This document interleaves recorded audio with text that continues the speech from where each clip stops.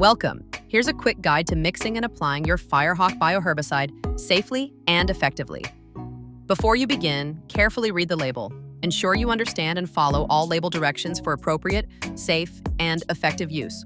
Always wear the appropriate personal protective equipment, including gloves and protective eyewear. Give your product a thorough shake to ensure the contents are properly mixed and ready for use. Check the recommended mixing rate for your specific situation and application needs.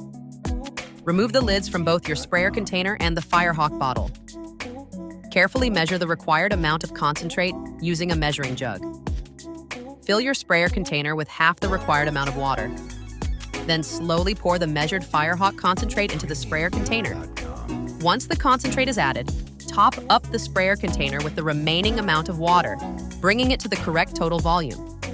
Secure the lid tightly onto the sprayer container and shake it well to fully mix the solution. Attach the full cone nozzle to the sprayer as shown, making sure it is fitted properly for an even spray pattern.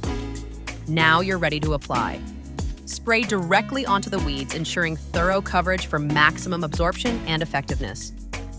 Refer to the product directions for the recommended time before any expected rain and how long to wait before allowing people or animals back into the treated area.